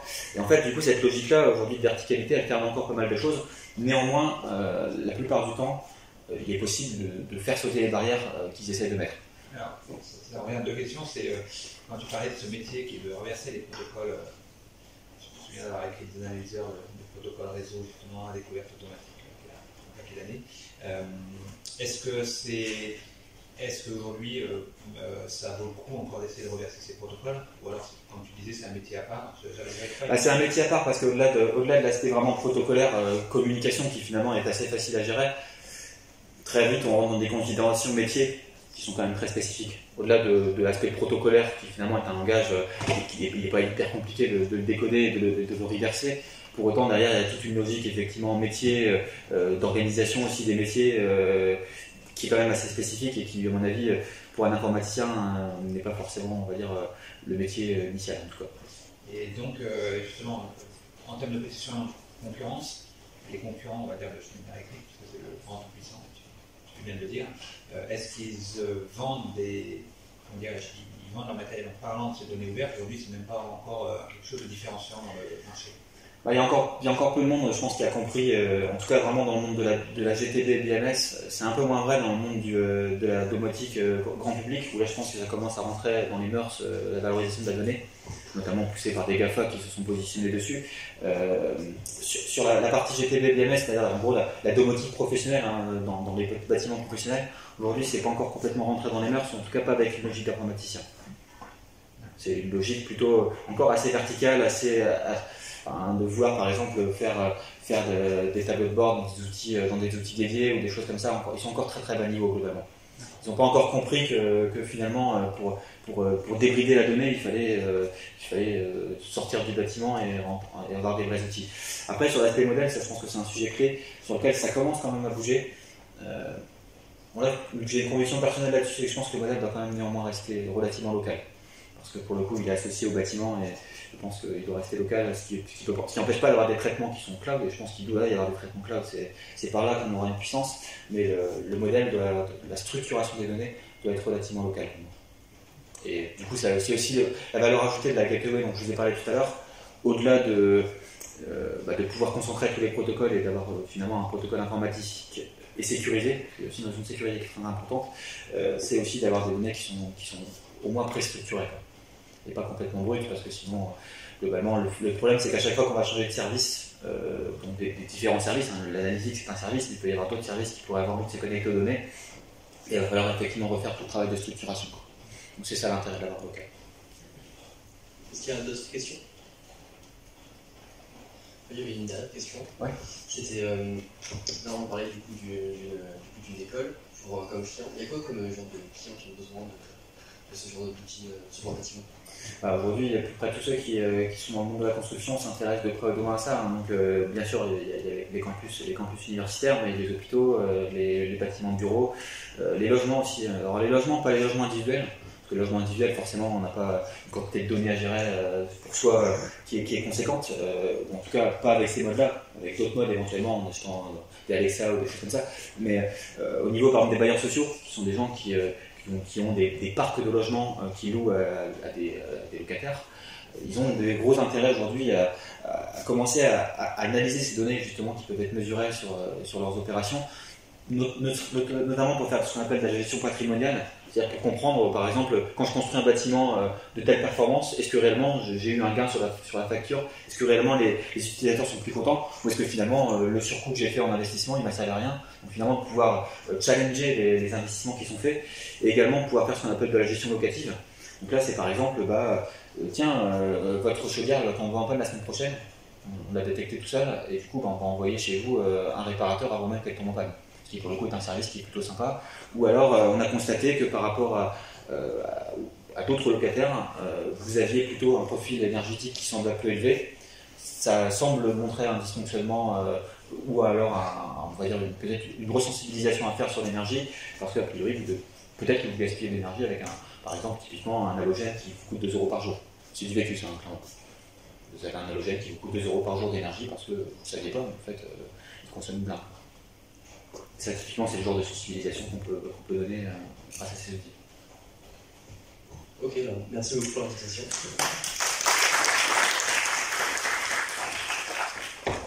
On va passer à la dernière présentation.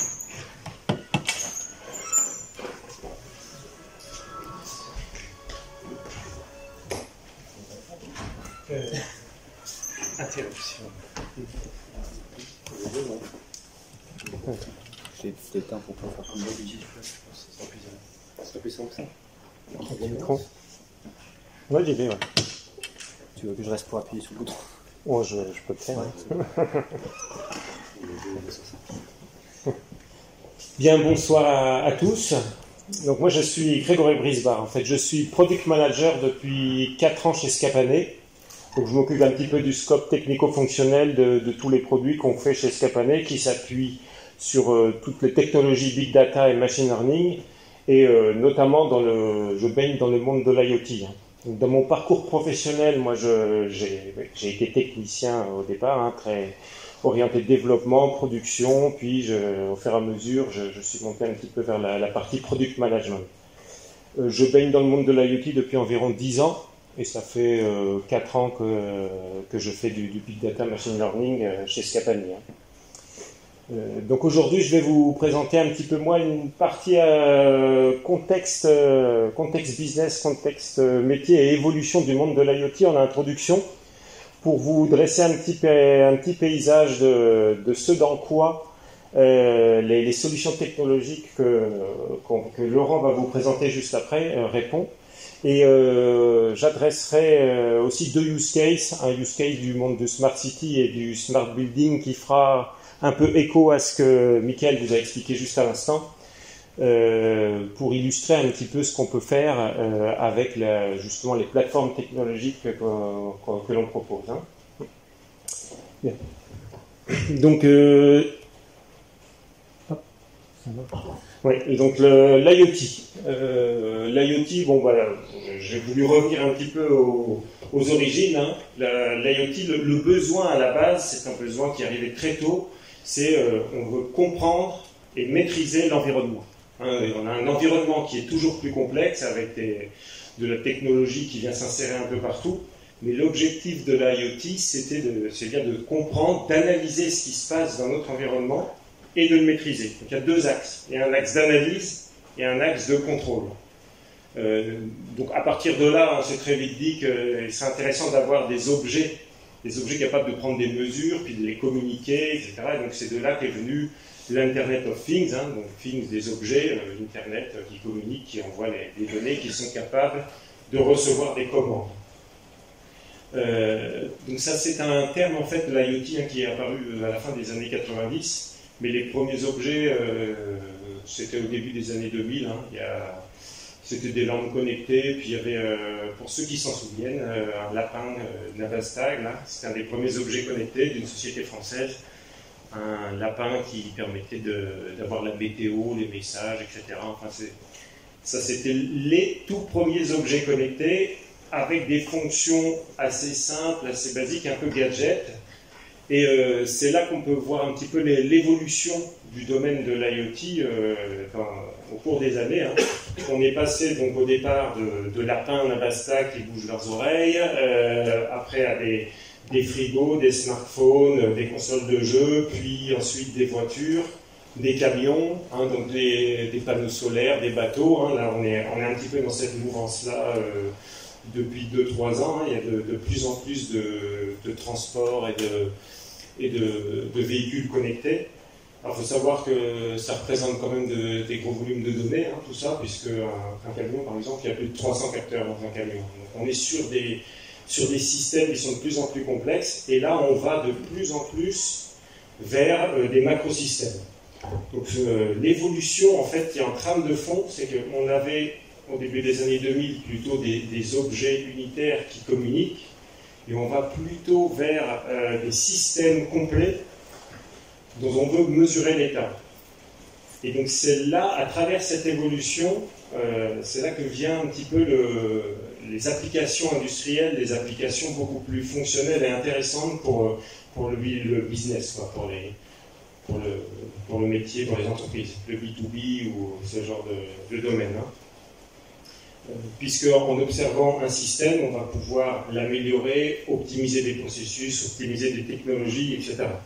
Donc si on s'appuie sur cette trame de fond, hein, on passe de l'évolution de l'analyse d'un microsystème vers un macrosystème, derrière il y a tout un ensemble de choses qui viennent avec. Un macrosystème, ça n'est pas juste une mesure, hein, c'est un système complet. Quand on parle d'une ville, d'une métropole, d'un champ, d'une ferme, d'une flotte de véhicules ou autre, c'est un ensemble de capteurs, un ensemble de mesures qui envoient des données qui permettent de reconstituer l'état d'un système complet.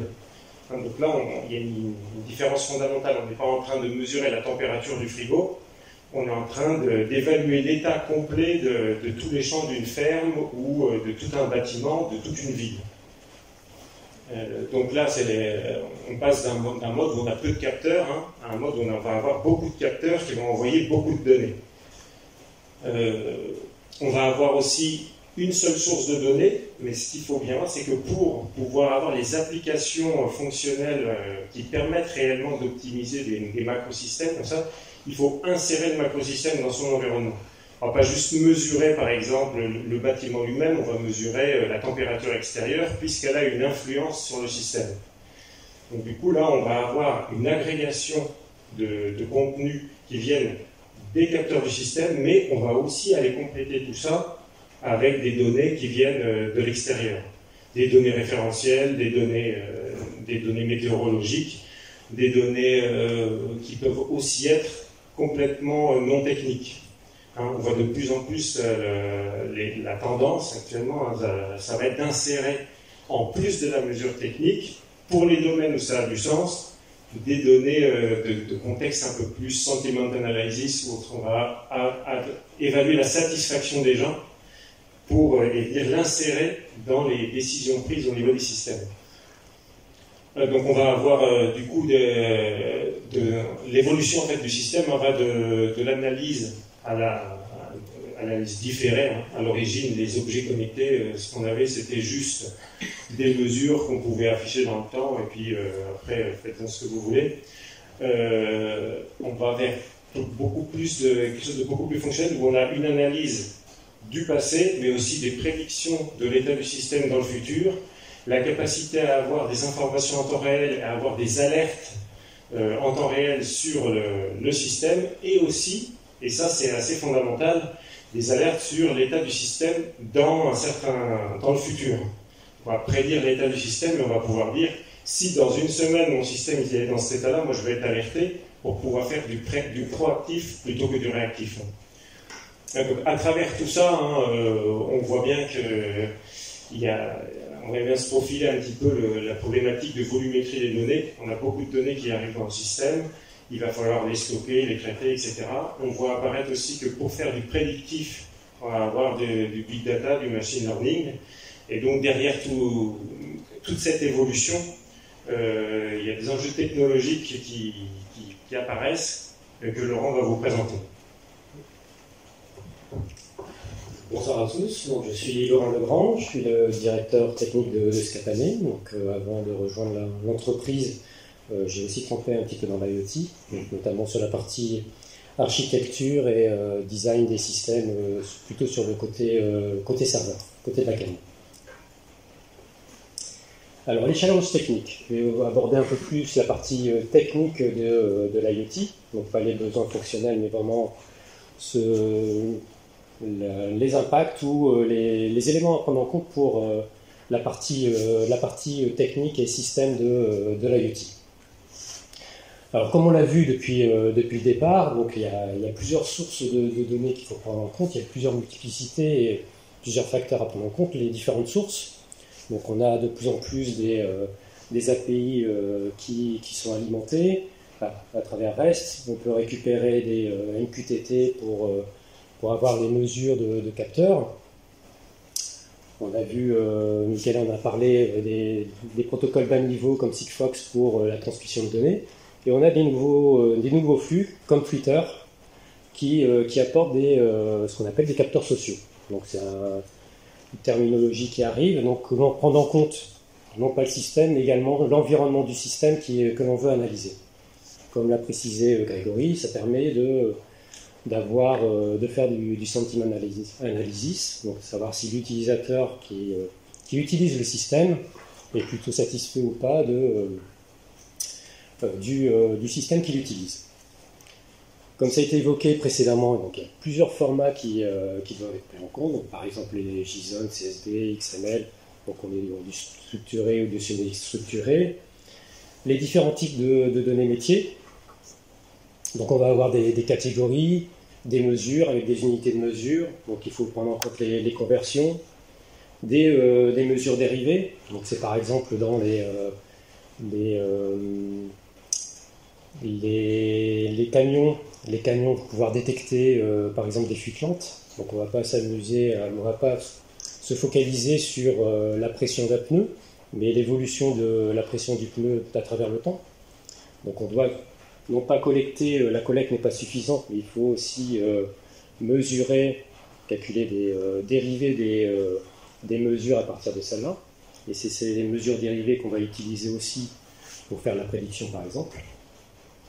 Différents modes d'accès à la donnée, donc ça peut être du mode batch, l'accès en synchrone, donc à travers les API REST, ou en asynchrone à travers du MQTT par exemple, et différents usages.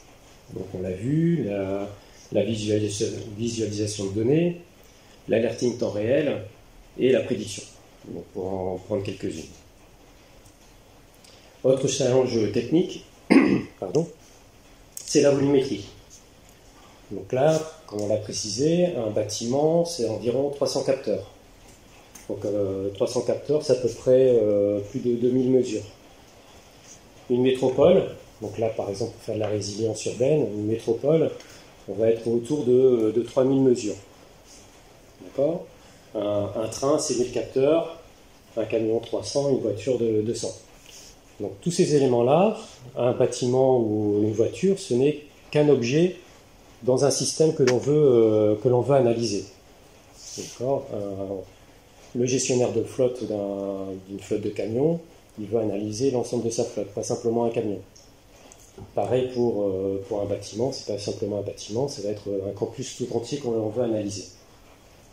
Donc en termes d'exigences techniques, on arrive rapidement à plusieurs milliers de messages par seconde à traiter. Donc il faut savoir à l'avenir qu'on va avoir des systèmes capables de traiter plusieurs centaines de milliers de messages par seconde à traiter, donc pouvant gérer des millions d'objets connectés en simultané. D'accord ? Donc c'est cet ordre de grandeur qu'il faut avoir en tête. Et également pour toutes ces données-là, il faut les stocker et les garder sur un historique de plusieurs années. Donc on est à plusieurs terabytes, voire des pétas assez rapidement. Alors ce qu'il faut savoir, c'est qu'en termes d'architecture, les composants classiques que l'on voit, les bases de données relationnelles par exemple, ne répondent pas ou sont rapidement limités avec les volumes, les exigences de volumétrie des systèmes IoT. Donc par exemple, en base de données, sur un système MySQL, on est à peu près autour de 5000 opérations secondes sur un serveur de moyenne gamme. Sur ce même MySQL va savoir traiter 100 millions d'enregistrements assez facilement. Mais dès qu'on dépasse ces volumes-là, c'est plus adapté, ou alors il faut vraiment avoir une architecture physique dédiée qui va vite arriver à des limites de scalabilité. Les bus de message, c'est la même chose. Donc vous prenez un ActiveMQ, un RabbitMQ, ce genre d'implémentation. on limite vite à autour de 1000 messages par seconde dès qu'on met de la persistance pour ne pas perdre de messages. Donc là aussi, on a rapidement, dès qu'on met un système en place pour gérer un ensemble d'objets, on est rapidement limité par les composants de base. Donc c'est pour ça que les solutions Big Data sont plus souvent adaptées pour répondre aux exigences de volumétrie. Alors ici, on voit l'architecture logique qu'on a mis en place chez Scapane, donc pour répondre aux besoins à la fois des Big Data et aux besoins de l'IoT. Donc vous avez, comme ça a été évoqué dans les présentations précédentes, il y a un lien important avec la sécurité. Donc vous avez tous les éléments à droite qui permettent de gérer la sécurité. Donc là, c'est une solution multi-tenant. Donc plusieurs clients peuvent accéder aux informations. Donc il faut sécuriser l'accès à la donnée. D'accord ? Donc on va utiliser des outils comme Keycloak pour la gestion des utilisateurs et Kerberos pour la vérification des accès aux données et éviter qu'un service d'un tenant ne puisse pas accéder aux données d'un autre tenant. Ensuite, en termes d'infrastructure, donc les composants qui sont en vert, donc on retrouve les composants classiques de la plateforme Hadoop, donc qui permet de gérer un stockage quasiment illimité. Donc il suffit de rajouter des éléments techniques. Donc on retrouve HBase, Spark pour le traitement, Hive pour exposer sous forme de table SQL les données qui sont stockées dans le data lake. Et on retrouve Apache Kafka, qui est un bus de message haute performance, qui utilise les mêmes technologies de distribution que les technos NoSQL, donc, qui permet d'avoir des performances autour de 50 000 messages par seconde avec quelques nœuds en déploiement. Et on retrouve également un broker MQTT, puisque c'est un protocole qu'on retrouve très régulièrement dans les systèmes IoT. Et au-dessus de ça, nous, on a utilisé des outils pour open source pour la partie visualisation, comme Superset, Zeppelin pour pouvoir faire de l'analyse de la donnée, puisque c'est nécessaire, notamment définir les modèles prédictifs, et quelques outils et quelques services qui permettent de simplifier l'usage de la donnée et des services dédiés à l'IoT, donc ce qu'on voit en violet, avec des briques qui vont s'occuper de collecter toutes les sources externes, toutes les sources de données qui vont être publiées dans Kafka, et un service, donc le Sync Management Service, là, tout en haut à gauche, qui va donner une représentation système des objets connectés. Donc là, par exemple, on va avoir une représentation métier d'une métropole, une représentation métier d'un campus, etc. Et c'est dans ce système-là qu'on va également retrouver des règles métiers qui permettent de gérer, de faire de l'alerting temps réel, par exemple sur un pic de pollution combiné avec un trafic important sur tel ou tel point, par exemple. Donc tous ces services-là sont interconnectés avec Kafka comme bus de messages, à la fois pour collecter les données externes et pour publier et recevoir les données en interne. Voilà à peu près les grands composants que constitue une architecture qui combine à la fois le big data et l'IoT. Donc là, je repasse la main à Grégory qui va vous présenter le différents use cases un peu plus précis. Oui, donc j'ai choisi dans toutes les fonctions qu'on fait deux use cases. Un use case qui est plus du domaine du smart city, que je vais vous présenter tout de suite, et un use case du domaine du smart building qui fera un peu écho à ce que Michael vous expliquait tout à l'heure. Donc le premier use case, en fait, c'est un use case tiré de notre produit de résidence urbaine, qui est un produit qui est à destination des métropoles. dont l'objectif est en fait d'essayer d'identifier à l'avance les risques, les problèmes et d'identifier les mesures possibles pour endiguer les risques à l'avance. Et donc ce sont des risques liés d'une métropole. Donc on va retrouver des risques d'inondation, des risques de pollution, des risques sur un événement, des risques par rapport à la sécurité des personnes. Enfin, il y a vraiment tout un panel d'éléments de ce type-là. Et donc parmi tous ces use cases, celui que j'ai pris là, c'est, pour illustrer un petit peu, c'est la corrélation des données entre donc, la météo, la pollution, le trafic et une donnée qui n'est pas une donnée technique, mais qui est plutôt une donnée de sentiment, hein, c'est la satisfaction des habitants de la métropole.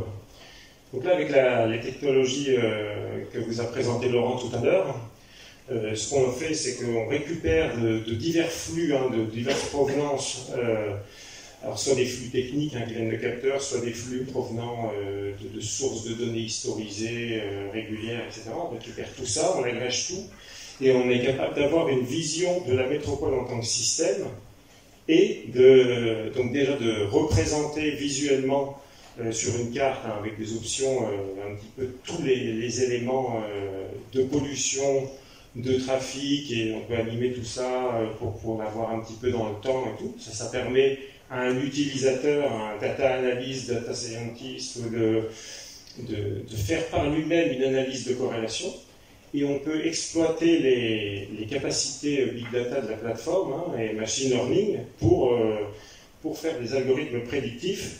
L'idée étant d'avoir la possibilité derrière d'anticiper, par exemple, sur des pics de pollution qui vont arriver, et d'évaluer par des simulations l'impact de certaines actions qui pourraient être menées.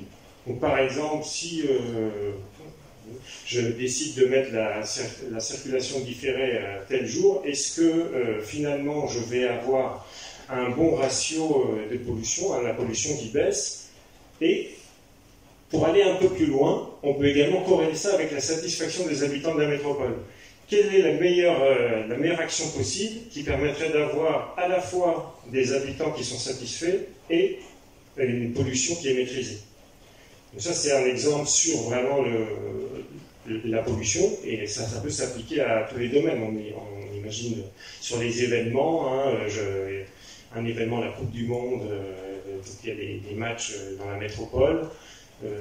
Qu'est-ce qu'il faut faire comme mesure sur le trafic, sur les transports en commun, pour avoir une optimisation à la fois de la fluidité de la circulation, une maîtrise de la sécurité des personnes et je ne sais pas. Enfin, voilà. L'idée, c'est bien ça, c'est de réussir à rajouter tous les éléments du système. Et également, et ça c'est assez nouveau, ça c'est quelque chose qui apparaît depuis peu, des éléments qui sont liés à la satisfaction des gens. Donc pour ça, on récupère des flux Twitter, hein, on arrive à avoir une mesure de la satisfaction par une analyse anonymisée, hein, mais de ce que les gens communiquent sur les réseaux sociaux, hein, qui est Twitter ou autre. Hein. Donc ça c'était le premier use case. Le deuxième se rapproche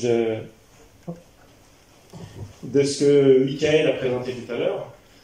Là, l'idée, hein, dans le smart building, c'est de suivre la consommation énergétique d'un bâtiment, mais aussi le confort des utilisateurs. Donc, on va avoir toutes les fonctionnalités de suivi, d'analyse des différentes métriques du bâtiment. Bon, ça, je ne reviens pas trop dessus, puisque Michael l'a présenté, mais on va avoir l'électricité, le chauffage, enfin tous ces éléments-là ramenés à la personne. Mais on va vouloir corréler un petit peu tout ça à des éléments externes. Donc déjà, forcément, il faut réintroduire le bâtiment ou le campus ou autre dans son environnement. Hein. La météo a un impact forcément sur le chauffage, par exemple. Et aussi intégrer des données de confort utilisateur qu'il va falloir construire en utilisant des capteurs qui sont dans le bâtiment. Donc, par exemple, si on met une pièce à une certaine température, on va détecter que les personnes viennent modifier manuellement la température pour dire ça signifie que l'asservissement qu'on avait fait de la température n'est pas bon. Si quelqu'un vient surcharger la configuration du système, ça veut dire que le système n'était pas configuré correctement. Donc on va réinjecter ces informations dans le système pour pouvoir ensuite, derrière, retrouver du feedback sur la satisfaction et le confort des utilisateurs. Donc là, ce qu'on cherche à maximiser, c'est à la fois optimiser la consommation du bâtiment et puis le confort des gens qui sont dedans. Et tout ça, on peut le faire en incluant donc, les données techniques prélevées du bâtiment, les données également, par exemple calendaires, qui sont des données d'un format complètement différent, qui vont dire que dans cette salle, à telle heure, il est supposé y avoir tant de personnes, et puis des données qu'il faut travailler, qu'il faut convertir, mais qui permettent d'avoir un petit peu une mesure de ce que ressentent les gens qui sont dans le bâtiment. Donc c'est ce genre de fonction avancée là qu'on propose à travers les produits et c'est ce vers quoi tend désormais le marché un petit peu de l'IoT et du couplé au big data et à l'intelligence artificielle d'une manière générale. Voilà, donc ça c'était les deux use cases que j'avais prévu de vous présenter. Donc maintenant si vous avez des questions fonctionnelles, techniques, Laurent et moi sommes à votre disposition.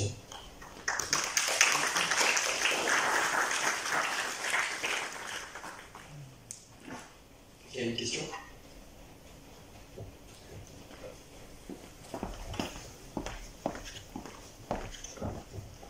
Alors, moi j'ai une question sur l'architecture du Data Lake. C'est comment finalement on arrive à construire toute cette architecture, puisque j'imagine que c'est pas un bon matin on se lève et on se dit il faut ça, ça et ça et ça. Comment l'architecture elle a évolué de rajouter, parce qu'il y a beaucoup d'outils qui sont utilisés, j'imagine qu'ils ont tous une raison d'être là. Comment ça a été construit et pensé? Alors au tout début il n'y avait que la partie Hadoop et Spark, puisqu'on était essentiellement orienté Big Data et puis Machine Learning. Donc on a rajouté toutes les briques nécessaires pour l'IoT. Donc on a commencé par intégrer les composants qui permettent de connecter les sources externes. Donc par exemple les brokers MQTT ou les autres sources. Et ensuite, après il faut réfléchir à la façon dont les différentes sources de données comme ces flux temps réel comme MQTT doivent être transférés dans le data lake. Et un des choix d'architecture, c'était de s'appuyer sur Kafka et d'interconnecter les services qui manipulent ces données sur ce busseur. Comme ça s'appuie sur les mêmes technologies que Hadoop et Spark, ça nous permet de simplifier et de garder un ensemble cohérent et relativement simple. Moi aussi c'est simple. Un coup de truc. Tu veux que je remette? Une autre question sur le use case 1. Ouais. Sur les données, sur les données qu'on peut récupérer, sur par exemple la métropole, etc. Où on peut trouver ce genre de données en fait? Alors il y a des sites de données publiques déjà qui sont recueillis par les métropoles. Donc sur l'île, il y a le Open Data d'Amed, où il y a déjà des données qui sont à 5 minutes ou à 1 heure, on va dire des prélèvements comme ça. Donc là, du coup, ce qu'on voit, c'est qu'en récupérant ce type de données, il faut reconstituer soi-même un petit peu l'évolution d'un système dans le temps, puisque ce sont des fichiers avec déjà des données datées. Et après, on va chercher, alors soit sur vraiment des sources publiques, pour la météo ou autre. Il y a des sources de données payantes, donc pour le trafic, il y a des fournisseurs de systèmes de navigation qui fournissent des données sur l'état du trafic qui sont accessibles, mais généralement c'est payant. Donc il faut établir un contrat avec les sociétés de GPS. En fait, c'est comme ça qu'on va agréger des flux à la fois open, gratuits, payants,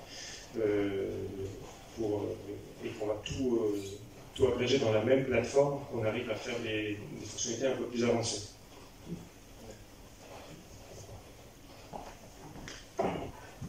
Je Bonsoir. Sur le slide précédemment, donc j'étais content de connaître tous les termes utilisés, sauf le Data Lake Manager et le Data Lake Service. Quelles sont les fonctionnalités exactement de ces deux services? Alors le Data Lake Manager, en fait, c'est un outil que nous avons développé, en fait, mais qui permet de manipuler, d'insérer et de récupérer des données dans le Data Lake. C'est en fait une interface web qui va permettre de définir des flux, finalement, de définir soit des flux instantanés, je vais déposer des données dans le Data Lake, soit des flux périodiques, soit des flux streamés, des flux où on va se connecter à un système qui est capable d'envoyer au fil de l'eau les données. Et on a le pendant en export de données, donc on va pouvoir dire je veux sortir tout cet historique de données sous ce format-là, etc. C'est un outil qu'on a fait nous-mêmes, puisque là-dessus il y avait un petit peu un trou dans la raquette au niveau. J'allais te poser cette question justement. On a eu un sujet de stage avec un gros organisme bancaire et le projet d'étudiant était développé exactement la même chose. Donc j'étais curieux qu'il n'y ait pas de solution aujourd'hui open source autour de ça. En fait, il y a des choses assez simplistes qui sont disponibles, mais l'open source ne fournit pas à ce stade d'interface qui permettent de le faire pour un utilisateur lambda. Il faut tout de suite avoir des droits et de la ligne de commande si on veut interagir entre nous. Et vous l'open source, c'est quand? Bonne question, je poserai la question. Merci. Il n'y avait pas une deuxième? Le Data Lake, le Data Lake Service, oui, mais en fait c'est le moteur, puisqu'on a des fonctions, on peut configurer des fonctions récurrentes, périodiques, etc. Donc il y a un service qui s'occupe de ça, donc les deux vont ensemble. Hein. Oui, c'est vrai que le service, par exemple chez Google, on est en termes open source, c'est-à-dire. Oui, voilà. Il y a d'autres questions? Donc je pense que d'abord on peut applaudir du coup tous les speakers. Donc maintenant on va passer du coup à la partie du coup buffet, un peu ancien par Scapanet qui est sponsorisé l'événement.